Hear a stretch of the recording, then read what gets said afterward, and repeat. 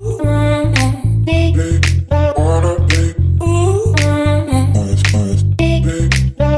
test is in 4 parts. Part 1, Part 2, Part 3, and Part 4. Now look at Part 1. Part 1. You will hear a conversation between two students who have just started college.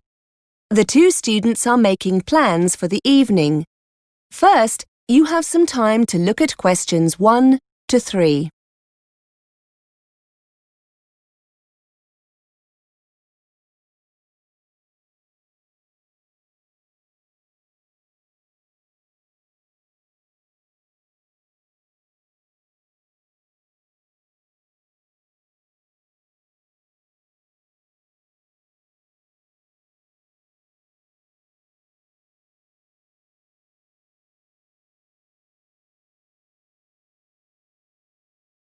Now we shall begin. You should answer the questions as you listen because you will not hear the recording a second time. Listen carefully and answer questions 1 to 3. Hi Lydia, how was your French class? I enjoyed it. Françoise, the teacher, she's really nice and friendly. What about you? You're in the exam class, aren't you? Yes, it was good. There's a lot of work, but I think I'm going to enjoy it. Anyway, we were going to meet up later, weren't we? To see what the city centre's like. Do you still want to go? Definitely, yes. Some of the people in my class went out last night and had a great time. Where would you like to go? What would you like to do? I'm not that bothered, really. We could walk around for a while, do some window shopping, see some local sights. I wouldn't mind seeing a film later in the evening if you'd like to. My host family are cooking, so I don't think I'll be hungry for a meal or anything like that. I don't really want to stay out too late, no clubs or anything. What about you? Let's just see how we feel when we get there, shall we?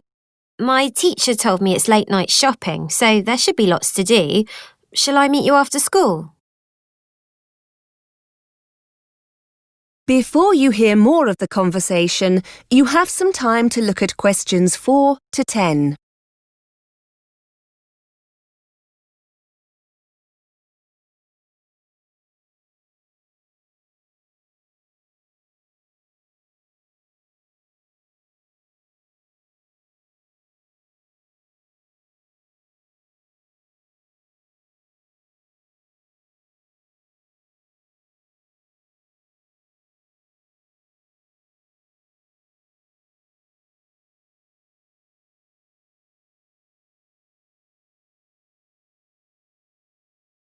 Now listen and answer questions 4 to 10. Well, I need to go back to my host family first. As I said, they're cooking me a meal and it'll be a chance to meet all their family. Shall I come to your house when I've finished? You're with the host family as well, aren't you? Yes, I haven't memorised the address yet. Wait a minute. Where's that card they gave me earlier? Here it is. Have you got a pen? Hang on. Right. Yes, what is it? OK, it's Mr. and Mrs. Andrews. You don't need that, do you? Here we are. The address. It's 60 Mayweather Road. It's in Coldfields, not far from the city centre, actually. My house is on the 14 bus route. It's easy to find. It's just across the road from the police station. If you get lost, here's the telephone number. 01764 388 64. Shall we say about 6? OK, that'll give me time to get ready. I'd like to find somewhere that sells paper and pens if possible. I'm sure you'll find somewhere. I'm hoping there's a bookshop. The teacher has recommended a good grammar practice book for the course. If we've got time, I could use this voucher the school gave us for a free coffee in the library cafe. Oh yes, I've got one of them too. Good idea.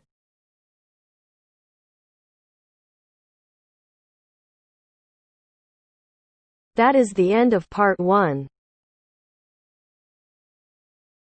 You now have half a minute to check your answers.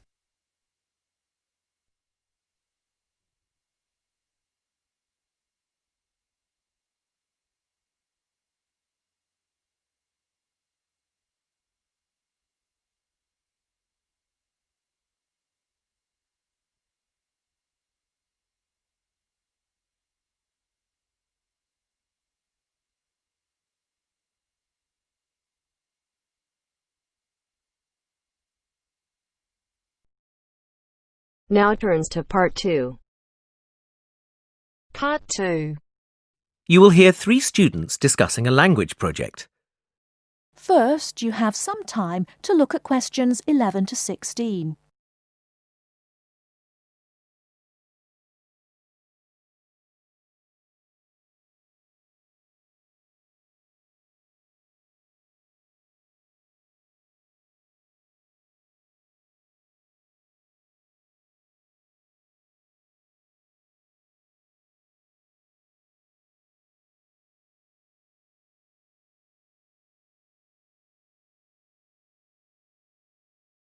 Now, listen carefully and answer questions 11 to 16.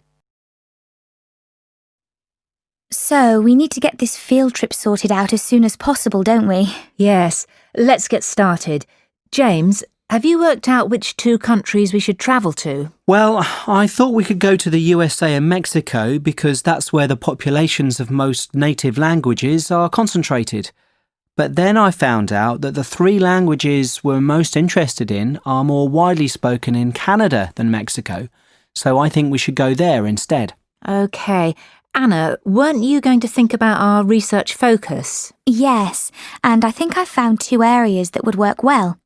Firstly, use of the 3 languages, Nardini, Salishan and Algic among the younger generation, people up to the age of 25. I found out that although there are many older speakers of Algic, it's used much less by the young. In fact, young people under the age of 25 use both Nardini and Salishan more than Algic. That's interesting. That means that native language use isn't really being affected by the older generations anymore. So what's the other focus area then, Anna? Well, it would be good to try to find out what affects changes in native language speaker populations. You mean things like family life and the influence of popular culture or tourism? Yes, areas like that, but not tourism or culture because they're too general.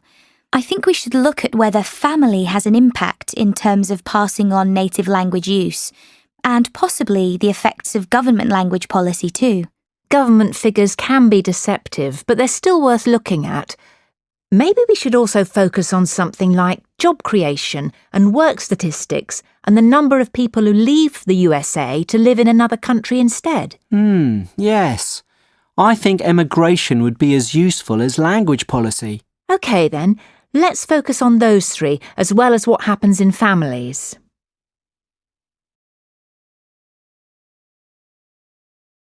Before you hear the rest of the talk, you have some time to look at questions 17 to 20.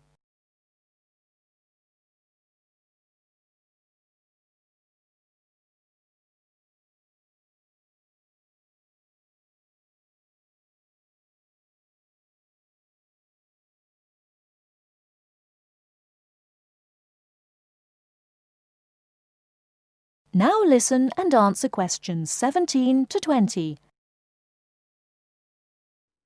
Well, shall we look at our route now? Most of the speakers we're looking for are in California, so we could start there.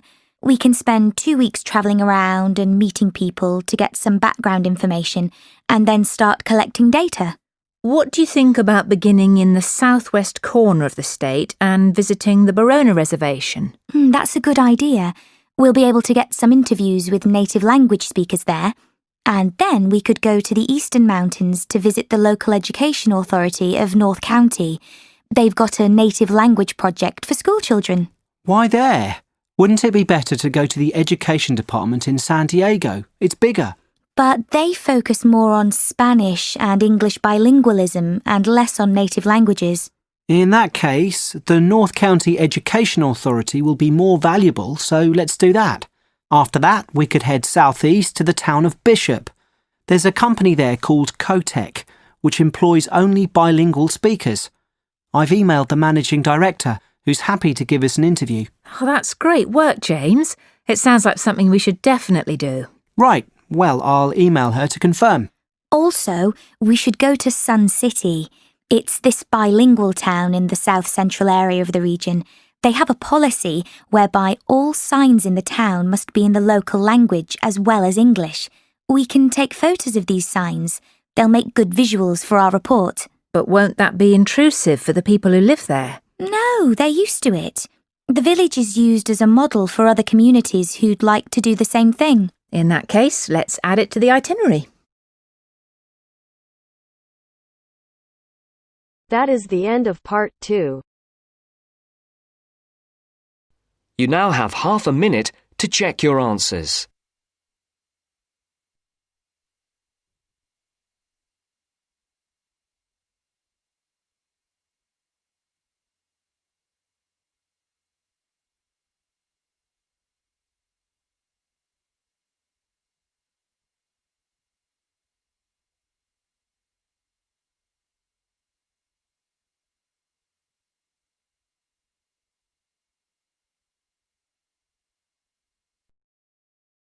Now turns to part 3.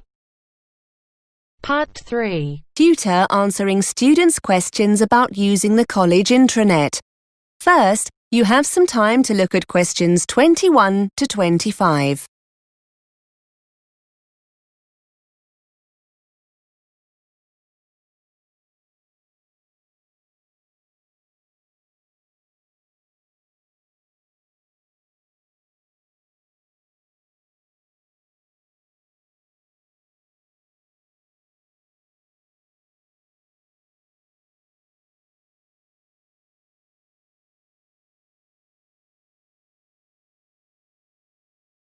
Now listen and answer questions 21 to 25.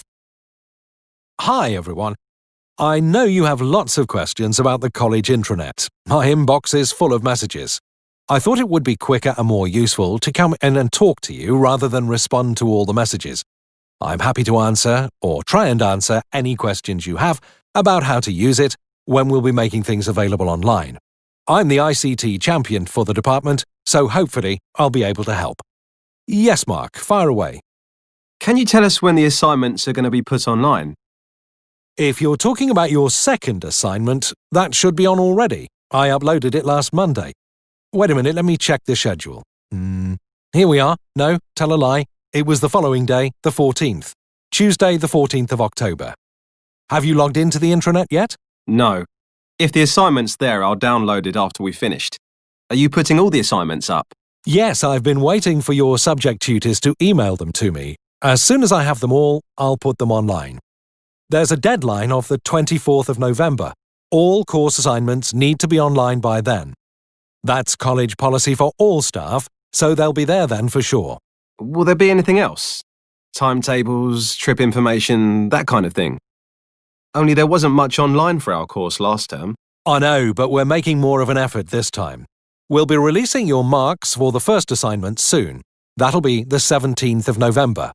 You'll find them in your My Grades area. Again, the timetables are already there, Mark. You need to log in. I made these available at the beginning of term in September. According to the schedule here, the booking forms, for those who want to go on the Belgium trip, will be available next week on the 29th of October. So don't forget to check then.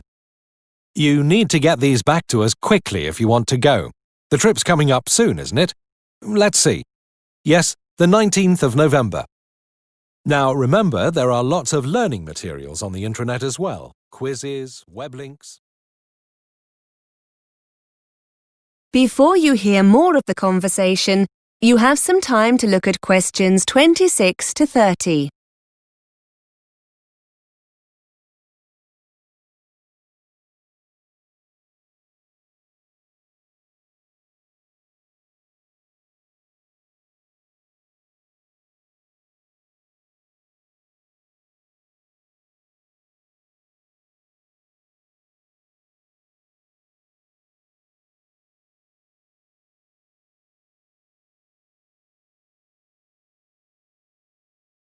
Now listen and answer questions 26 to 30. Sir, wouldn't it be easier if we were just given the documents, so we don't have to go online to get them? I know it seems a little frustrating, Claire, but we're doing it this way for a good reason. We're trying to cut down drastically on the amount of paper we get through. I'm afraid that students are always losing documents we give out in class. So we've decided to stop doing this. You have a limited printing allowance, which means you'll probably be more careful with any documents you have to print off.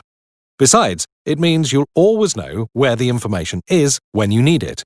If you're at home and you forget an important date or need a document urgently, you can always log into the intranet and get it. You said something about quizzes, sir. Yes, we've had permission from the exam board to put some of their past papers online in an interactive form. That means you'll be able to get answers immediately with some feedback. They'll make a nice change from using the paper copies. Most of them are already online, and I'll be putting the rest on over the next couple of weeks. As I said, these are authentic past papers, so you'll get a really clear idea of your progress. Just to let you know, the technology tracks your scores, so your tutors will be able to tell who's having problems and what areas of the syllabus you might need help with. So it's definitely worth spending some time doing them. That is the end of part 3. You now have half a minute to check your answers.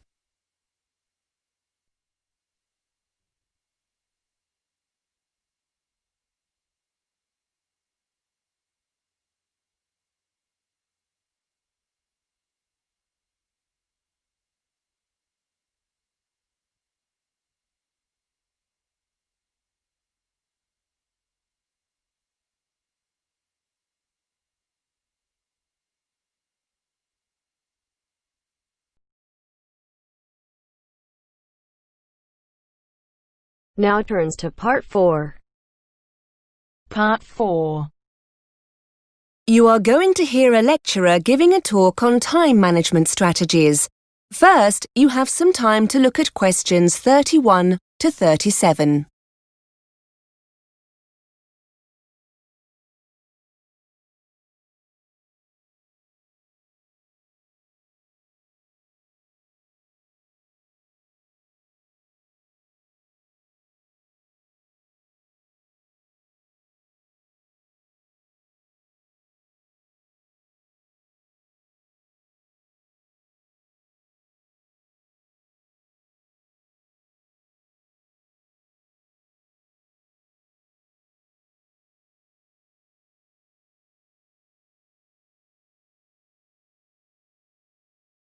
Now listen and answer questions 31 to 37.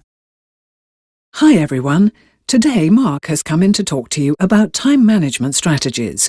If you remember, in the introductory session, I told you the difference it can make to your studies, so this is an incredibly important session. Thanks, Mark. Hello. Yes, I'm Mark. I lecture over in the business school, but I have a bit of a reputation for being rather evangelical about time management, and I'm often invited into other courses to talk about it. So, here I am. You've now come to the end of your first week at university, and you've probably noticed how different it is from school or college. For some people, this step up comes very naturally, but in our experience, many students find this new regime a challenge.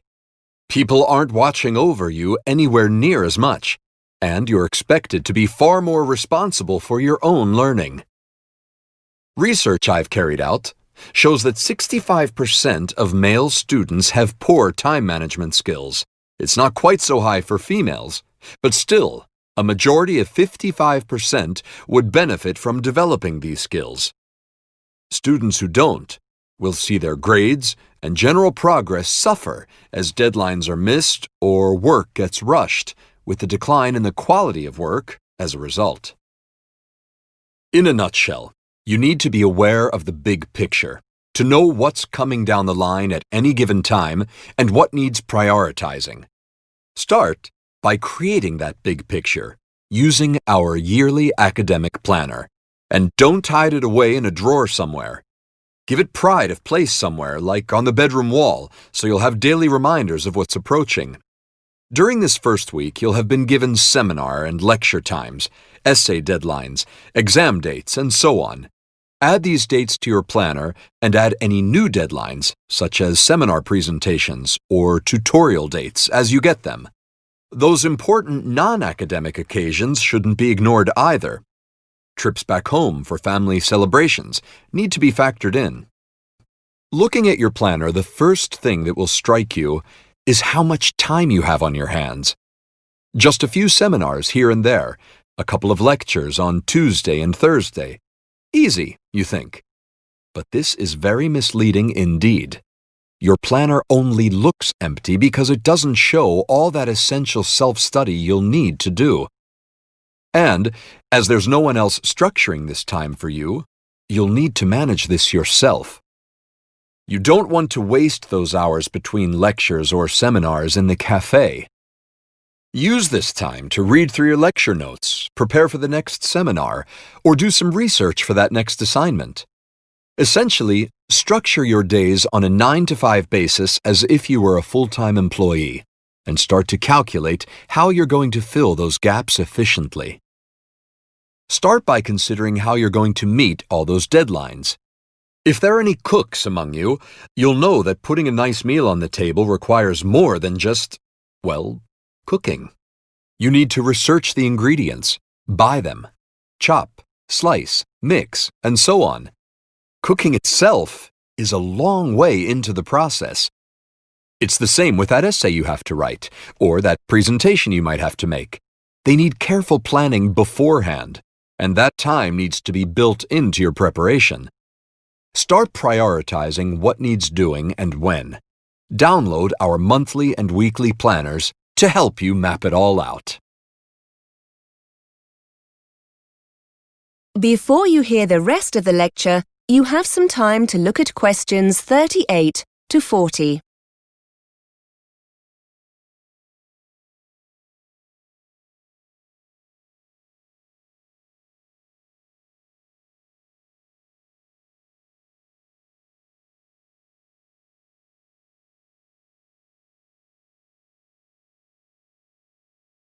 Now listen and answer questions 38 to 40. And here's an important point. When you're planning what to do, be task-oriented rather than time-oriented, and set achievable goals. Finding images for a presentation, for example, is measurable. Simply writing research 10 a.m. to 11 a.m. isn't. This task-oriented approach will be immensely helpful, forcing you to break your preparation down into individual, achievable steps. Try to assess when busy periods are likely to occur, such as the week leading up to an assignment deadline. Are there any evenings during the week you could put aside for extra work? And, just as importantly, make a note of any times you won't want to be working. You'll need time for you. Sessions in the gym, evenings when your favorite programs are on TV. Don't forget to schedule in time for non-academic activities like going shopping or doing the laundry. It's best to have a fixed time each week for jobs like these, so they don't interfere with your academic work.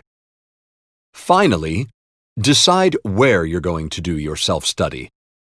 Will you be distracted by the TV, the internet, or friends if you stay in your room? Perhaps the library will be a better place. Anywhere that encourages you to prevaricate should be avoided at all costs. Starting with the big picture and then working towards individual goals will leave you feeling in control, rather than being pulled here and there, firefighting as the next deadline looms.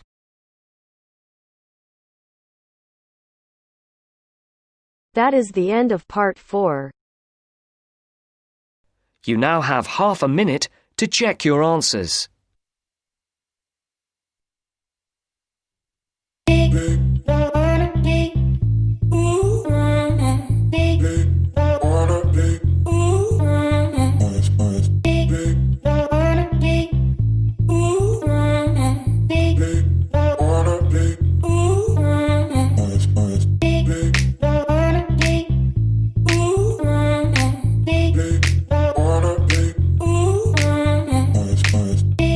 That is the end of the test.